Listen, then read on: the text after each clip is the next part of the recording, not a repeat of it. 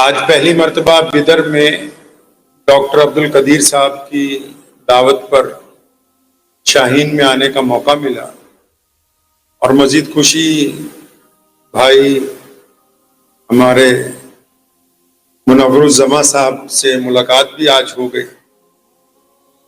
مختصر سی اس وقت کی گفتگو میں تمام خواتین و حضرات کو یہ کہنا چاہتا ہوں کہ ہمارا جو اصل مقصد ہے وہ پیارے نبی حضرت محمد رسول اللہ صلی اللہ تعالی علیہ وسلم کے اس مشن کو، ان کی باتوں کو، ان کی طرف سے جو ہمیں ہدف دیا گیا اس کی تکمیل کرنا ہے۔ میرے جد امجد رئیس الاحرار مولانا حبیب الرحمن لدھیانوی رحمۃ اللہ علیہ بھارت کی جنگ آزادی کے ان قائدین میں سے ہیں جن کا نام انگلیوں پر گنا جاتا ہے۔ تو گول میز کانفرنس مسٹر ویولز نے بلوائی تھی شملہ میں سن 1936 میں۔ وہ تمام کمیونٹیز سے بات کر رہے تھے کہ ملک جب آزاد ہوگا تو آپ کے نظریات کیا ہوں۔ تو مسٹر ویول نے مولانا حبیب الرحمن لدھیانوی کو کہا کہ اگر حکومت آپ کو دے دیں تو آپ کی حکومت کا کیا مذہب ہوگا؟ آپ کس طرح انصاف کرنا چاہیں گے؟ کس طرح نظام کو چلانا چاہیں گے؟ یہ بات میں ان سب لوگوں کے لیے کہہ رہا ہوں جو آج ڈگری لے کے جا رہے ہیں، کل کو اللہ کرے ان میں سے کچھ ڈاکٹر بنے، کچھ آئی پی ایس بنے، کچھ آئی ایس بنے، کچھ جج کی کرسی پر بیٹھے ہیں، کچھ اپنے معاشرے میں کوئی مرکزی ادارے قائم کریں۔ تو اس انگریز نے جب مولانا سے پوچھا کہ آپ اگر کبھی کسی کرسی پر بیٹھیں گے، آپ کو اگر حکومت دے دی جائے تو آپ کی حکومت کا عقیدہ کیا ہوگا، اس کا مذہب کیا ہوگا؟ تو انہوں نے کہا کہ ہمارے نبی حضرت محمد رسول اللہ صلی اللہ علیہ وسلم نے تو بڑی آسانی سے یہ بات ہمیں سمجھائی کہ جب بھی کوئی آدمی کسی چیئر پر بیٹھتا ہے اور وہ ڈیسیژن میکر ہوتا ہے، چاہے وہ چیئر کسی کی بھی ادارے کی ہو، حکومت کی ہو، افسران کی ہو، مذہبی ہو، جب وہ کسی ایسی کرسی پر بیٹھتا ہے جو ڈیسیژن کرتی ہے دو فریقوں کے درمیان، تو پھر ہمارا مذہب عدل اور انصاف ہوتا ہے کہ محمد رسول اللہ کا یہ۔ پھر ہم یہ نہیں دیکھتے کہ سامنے والا ہمارے مذہب کا ہے، ہماری برادری کا ہے، ہماری نسل کا ہے یا ہمارے خاندان کا ہے، پھر ہم وہی کرتے ہیں جو اللہ کے نبی علیہ السلام نے کہا کہ عدل کو جو ہے وہ قائم کرنا چاہیے۔ تو آپ لوگ جب اب آگے جائیں گے، جتنی بیٹیاں ہیں، بہنیں ہیں، آپ لوگ جب آگے جائیں گے تو بہت سارے زندگی کے ایسے مقام آئیں گے کہ آپ کو عدل کرنا ہوگا، انصاف قائم کرنا ہوگا۔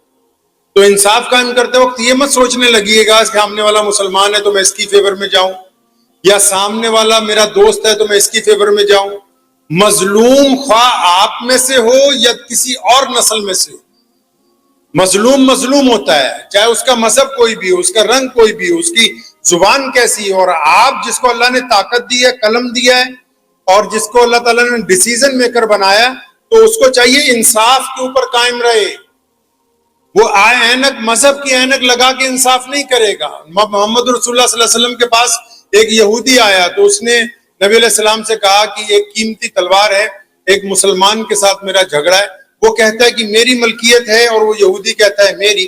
تو محمد رسول اللہ صلی اللہ علیہ وسلم نے دونوں کی بات سنی اور ثبوتوں کے لحاظ سے فیصلہ کر دیا کہ وہ ملکیت جو ہے وہ اس یہودی کی ہے، مسلمان کی نہیں ہے۔ تو چنانچہ اس مسلمان کو نعوذ باللہ جو منافق تھا یہ بات پسند نہیں آئی، تو حضرت عمر بن خطاب رضی اللہ تعالیٰ عنہ کے پاس گیا کہ یہ مسلمانوں کے ہمدرد ہیں۔ تو اس نے کہا کہ میں دوبارہ فیصلہ کروانا چاہتا ہوں۔ تو حضرت عمر رضی اللہ تعالیٰ عنہ کو اس یہودی نے کہا کہ اللہ کے نبی نے میرے حق میں فیصلہ کیا۔ تو فرمایا اچھا نبی علیہ السلام فیصلہ کر چکے ہیں؟ فرمایا جی وہ کر چکے ہیں۔ فرمایا پھر جو بندہ رسول اللہ صلی اللہ علیہ وسلم کا فیصلہ نہیں مانتا، عمر بن خطاب کے پاس اس کے لیے ایک ہی فیصلہ ہے کہ اس کو سزا دی جائے۔ تو اس بات کو آپ نے ذہن نشین کرنا ہے۔ آپ کو اللہ نے اب جو مقام عطا فرما دیا ہے نا، یہ ہر ایک کی قسمت کی بات نہیں ہے۔ آج آپ جائیں ہسپتالوں میں، سڑک پر بہت سارے لوگ آپ سے نیچے زندگی گزار رہے ہیں، آپ کو پھر بھی اپنی زندگی سے ہو سکتا ہے کہ گلا ہو۔ سلطان محمود غزنوی رحمۃ اللہ علیہ کے دور کی بات ہے، یہ مختصر سے واقعہ سنا کے گفتگو ختم کروں گا، باقی بات انشاءاللہ بعد میں آپ سے ہوگی۔ تو اس دور میں وہاں برف بہت پڑتی ہے افغانستان میں، تو ایک صاحب بہت بیمار تھے، وہ حکیم کے پاس گئے تو انہوں نے کہا حکیم صاحب نے کہ دوائی میں شہد استعمال ہوگا اور برف کے دنوں میں شہد نہیں ملتا ہے۔ تو آپ کو اگر ملنا ہے تو آپ بادشاہ کے دربار میں فریاد لگائیں. تو وہ سائل جو ہے مانگنے والا بادشاہ کے گھر پہ گیا, محل پہ, تو وہاں ان کو ایاز ملا, بادشاہ کا ملازم تھا. تو اس نے کہا کہ مجھے ایک چھوٹی سی ڈبیا میں شہد چاہیے, آپ کے خزانے میں ہے تو دے دیں. تو اس نے کہا میں نہیں دے سکتا ہوں, تو بادشاہ سے پوچھنا ہوگا. تو ایاز بادشاہ کے پاس گئے تو انہوں نے کہا کہ حضور ایک بندہ شہد مانگنے آیا, ایک ڈبی چاہیے. تو بادشاہ نے کہا اچھا ٹھیک ہے, اس کو 3-4 کنستر مطلب 100 لیٹر کے 3-4 ڈرم دے دو ایک سواری پہ رکھ کے. تو وہ بڑا حیران ہوا, ان کا جو اسسٹنٹ تھا بادشاہ کا, کہنے لگا حضور اس کو ایک ڈبی چاہیے تو آپ 300-400 کلو دینے کی بات کر رہے ہیں. تو بادشاہ نے اسے کہا کہ بات یہ ہے ایاز, وہ جو مانگنے آیا ہے وہ اپنی حیثیت کے مطابق مانگ رہا ہے, اور جو دینے والا ہے اس کو اپنی حیثیت کے مطابق دینا ہے. تو اللہ نے آپ کو جس مقام پر رکھا ہے آپ کو اسی مقام پہ رہنا ہے, کبھی جھکنا نہیں ہے. بہت سارے لوگ نیچے جو لوگ چل رہے ہیں نا, آپ کے جو مخالف ہیں, آپ کے جو لوگ مخالف ہیں, ہر ایک کے ہوتے ہیں کچھ نہ کچھ, یا آپ پر جو لوگ تنقید کرنے والے ہیں, یا جو آپ سے حسد کرتے ہیں, یا جن کو آپ سے پریشانی ہے, جو آپ کی ترقی نہیں دیکھ سکتے, آپ کو ان کو جواب دینے کے لیے نیچے نہیں جھکنا ہے, ان کی باتوں کا جواب نہیں دینا ہے, بلکہ اتنا آگے جانا ہے کہ ان کی باتیں آپ کے کانوں تک نہ پہنچیں پھر, اور آپ ترقی کرتے ہوئے آگے چلے جائیں. تو اس بات کو ذہن نشین کر لیں, محمد رسول اللہ کی سنت کو اپنائیں. ابو جہل نے مخالفت شروع کی, رسول اللہ صلی اللہ علیہ وسلم تنہا تھے, پھر ادھر عتبہ آ گیا, رسول اللہ تنہا, ادھر پھر عبداللہ بن جدان آ گیا, رسول اللہ تنہا ہے, ادھر ولید آیا, رسول اللہ تنہا, ادھر پھر ابو لہب آیا, رسول اللہ تنہا ہے, اور نبی علیہ السلام کے خلاف تمام کفار مکہ ایک جگہ اکٹھے ہو گئے اور نبی علیہ السلام تنہا ہے. لیکن آج 14.5 سال کے بعد دنیا کا کوئی ملک, کوئی زبان, کوئی خطہ, کوئی زبان ایسی نہیں جس میں کلمہ لا الہ الا اللہ محمد رسول اللہ پڑھنے والے لوگ موجود. تو رسول اللہ نے اس بات کی پرواہ نہیں کی کہ کون ہماری مخالفت کر رہا ہے, کون ہم سے حسد کر رہا ہے, کون ہماری پریشانی کا ہمیں اپنا باعث سمجھتا ہے. ہم کو آگے بڑھ کے جانا ہے, اپنے مقصد کی طرف گامزن رہنا ہے.